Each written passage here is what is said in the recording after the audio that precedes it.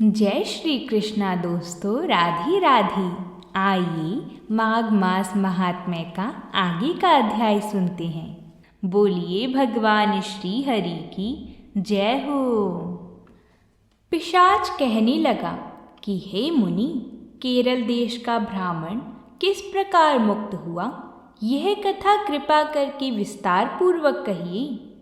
देवद्युति कहने लगी कि केरल देश में वासु नाम वाला एक वेद पारंगत ब्राह्मण था। उसके बंधुओं ने उसकी भूमि छीन ली, जिससे वह निर्धन और दुखी होकर अपनी जन्मभूमि त्याग कर देश विदेश में घूमता किसी व्याधि से ग्रस्त होकर मृत्यु को प्राप्त हो गया। उसका कोई बांधव ना होने के कारण उसकी वैदिक क्रिया नहीं हुई और ना ही उसकी दाह क्रिया हुई। इस प्रकार क्रिया के लोप होने से निर्जन वन में प्रेत होकर चिरकाल तक फिरता रहा। शीत ताप भूख प्यास के दुख से हाहाकार करता हुआ वह नंगे शरीर रोता फिरता था, परंतु उसको कहीं सद्गति नहीं दिखाई देती थी। सर्वथा दान ना देने से वह अपने कर्म फल को भोगता था। जो लोग अग्नि में आहुति नहीं देते, भगवान का पूजन नहीं करते, वे आत्मविद्या का अभ्यास नहीं करते, अच्छे तीर्थों से विमुख रहते हैं। जो लोग दुखी लोगों को स्वर्ण वस्त्र तांबुल रत्न फल तथा जल नहीं देते तथा छल कपट से जीविका प्राप्त करने वाली, दूसरों तथा स्त्रियों का धन हरने वाली, पाखंडी कुटिल चोर बाल वृद्ध तथा आतुर और स्त्रियों पर निर्दयता करने वाली, आग लगाने वाली, विषय देने वाली, झूठी गवाही देने वाली, कुमार्ग पर चलने वाली, माता पिता भाई बहन संतान तथा अपनी स्त्री का त्याग करने वाली, जो सब तीर्थों में दान लेते हैं, पालन करने वाले स्वामी को त्यागने वाली, गौर तथा भूमि के चोर, वेदों की निंदा करने वाली, वृथा द्रोह करने वाली, प्राणियों की हिंसा करने वाली, देवता गुरु की निंदा करने वाली, यह सभी बारंबार प्रेत पिशाच राक्षस तथा बुरी योनियों में जन्म लेते हैं। अतएव बुरे कर्मों से बचकर धर्म के कार्य तथा यज्ञ दान और तप आदि करने चाहिए, क्योंकि कर्म फल अवश्यमेव मिलता है। इस प्रकार प्रेत की गति देखकर पाप कर्म कदापि नहीं करने चाहिए। ब्राह्मण कहने लगा कि इस प्रकार उस केरल ब्राह्मण ने उस पर्वत पर अधिक समय व्यतीत करके एक मार्ग में एक पथिक को देखा, जो 2 गगरियों में त्रिवेणी का जल लिए हुए था। आनंद पूर्वक भगवान के चरित्र का गान कर रहा था। प्रेत ने उसका मार्ग रोक कर कहा कि तुम डरो मत, इस गगरी का जल मुझको पिलाओ, नहीं तो मैं तुम्हारे प्राण ले लूँगा। देवद्युति कहने लगा कि दुखी दुर्बल नंगे मुरझाए हुए तुम कौन हो, पैरों से पृथ्वी को स्पर्श न करके चलते हो। लोमश जी कहने लगी। प्रेत यह वचन सुनकर कहने लगा कि मेरे ऐसा होने का कारण सुनो। मैंने कभी ब्राह्मणों को दान नहीं दिया, अत्यंत लोभी क्रियाहीन दूसरे के अन्न से पलने वाला था। मैंने कभी किसी को भिक्षा नहीं दी, न दूसरे के दुख से दुखी हुआ। प्यासे प्राणियों को मैंने कभी जल नहीं दिया।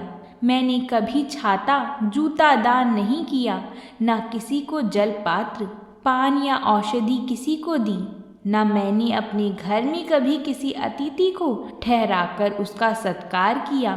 अंधे वृद्ध अनाथ और दीनों को मैंने कभी अन्न से संतुष्ट नहीं किया और ना ही किसी रोगी को मुक्त किया। ना कभी ब्राह्मणों को दान दिया, ना कभी अग्नि में हवन किया। वैशाख आदि मास में किसी को ठंडा जल नहीं पिलाया। ना ही मैंने बड़ या पीपल का कोई वृक्ष लगाया। ना किसी प्राणी को बंधन से छुड़ाया। कभी कोई व्रत करके शरीर को नहीं सुखाया। इस कारण मेरा पूर्व जन्म सब बुरे कर्मों में ही व्यतीत हुआ। मेरे पूर्व जन्म के कर्मों से ही मेरी यह गति हुई है। इस वन में व्यग्र, भेड़िए से बचा हुआ मांस तथा जंतुओं के खाने से गिरे हुए फल, वृक्षों पर लगे हुए सुंदर फल तथा झरने का सुंदर जल सब ही मिलते हैं, परंतु देव इच्छा से मैं कुछ नहीं खा सकता। सर्प की तरह केवल पवन भक्षण करके जीवन व्यतीत करता हूँ। बल बुद्धि मंत्र, पुरुषार्थ से लाभ हानि, सुख दुख, विवाह मृत्यु, जीवन भोग, रोग तथा वियोग में केवल भाग्य ही कारण होता है। कुरूप, मूर्ख, कुकर्मी, निंदित तथा पराक्रम से हीन मनुष्य भी भाग्य से ही राज्य भोगते हैं। काणे, लूले, लंगड़े, नीतिहीन, निर्गुण, नपुंसक भाग्य से राज्य प्राप्त करते हैं। पर्वत पर भी बलवान राक्षस पिशाच रहते हैं, जिनमें से कभी कभी कोई कोई कहीं कहीं वन में फिरते हुए अपने कर्म के अनुसार अन्न जल प्राप्त करते हैं, परंतु आपको उनका भय नहीं होना चाहिए, क्योंकि धर्मात्मा पुरुषों की उनकी पवित्रता ही रक्षा करती है। ग्रह, नक्षत्र, देवता सर्वथा धर्मात्माओं की रक्षा करते हैं। यह पिशाच आप जैसे भक्त की तरफ आंख उठाकर भी नहीं देख सकते।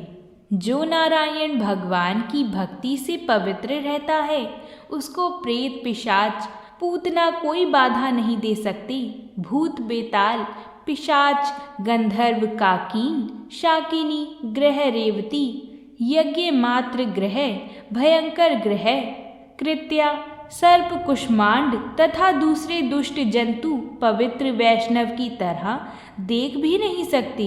जिसकी जिह्वा पर गोविंद का नाम, हृदय में वेद तथा श्रुति विद्यमान है, जो पवित्र और दानी है, उनको कभी भय नहीं हो सकता। हे ब्राह्मण, इस प्रकार कर्मों का फल भोगता हुआ मैं यहाँ रहता हूँ, ऐसा सोचकर मैं शोक नहीं करता। एक बार मैं ज्वालिनी नदी के किनारे पर गया था। वहाँ पर घूमते हुए मैंने सारस के वचनों को सुना था।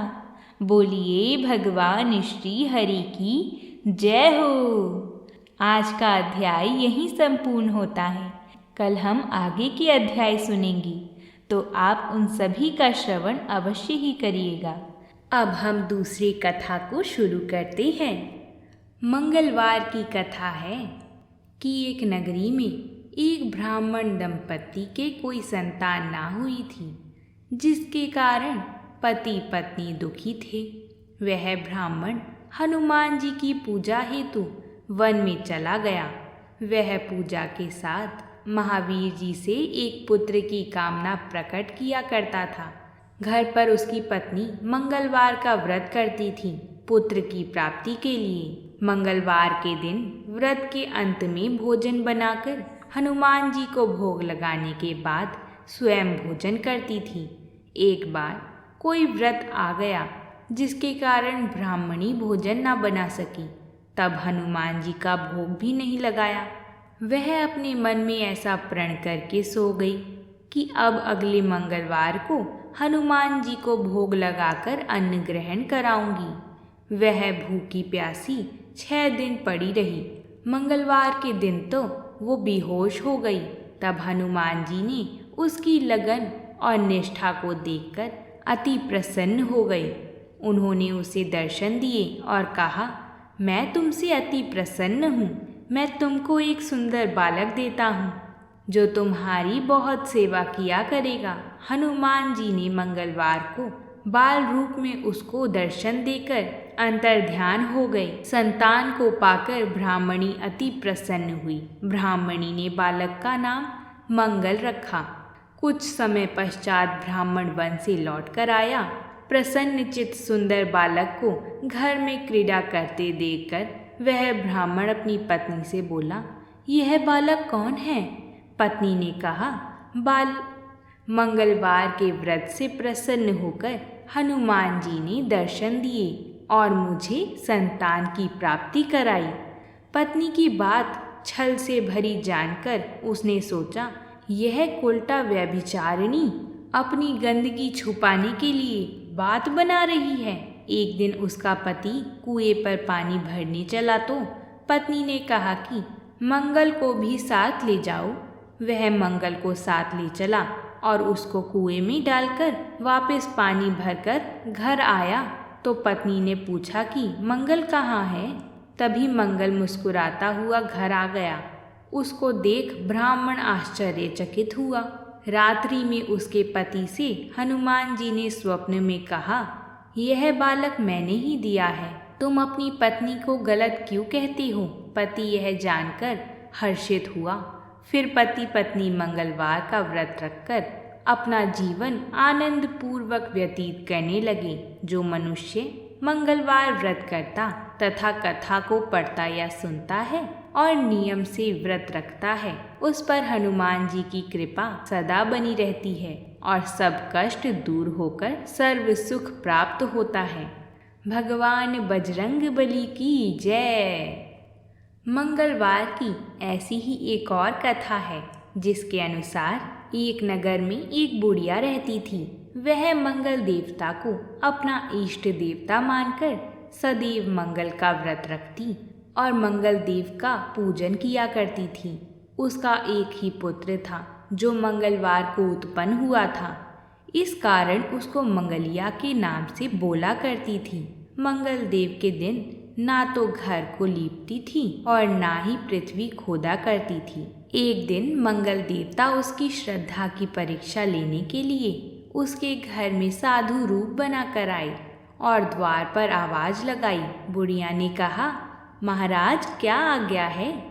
साधु कहने लगा कि बहुत भूख लगी है, भोजन बनाना है, इसके लिए तू थोड़ी सी पृथ्वी लीप दे तो तेरा पुण्य होगा। यह सुनकर बुढ़िया ने कहा, महाराज आज मंगलवार की व्रती हूँ, इसलिए मैं चौका नहीं लगा सकती।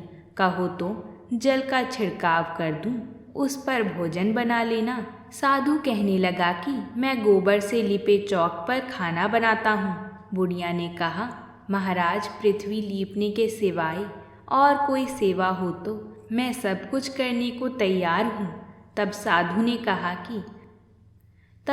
ने सोच समझकर कहा कि कुछ भी मैं कहूँ सब तुमको करना पड़ेगा।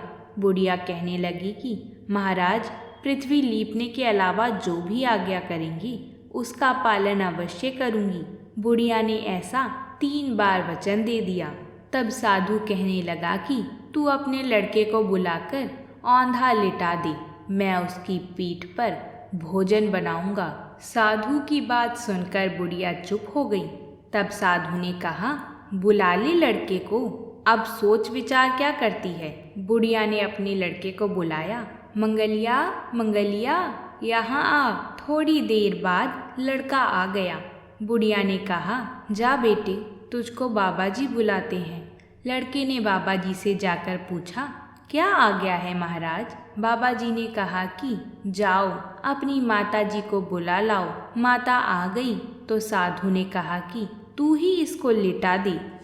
बुढ़िया ने मंगल देवता का स्मरण करते हुए लड़के को औंधा लिटा दिया और उसकी पीठ पर अंगीठी रख दी।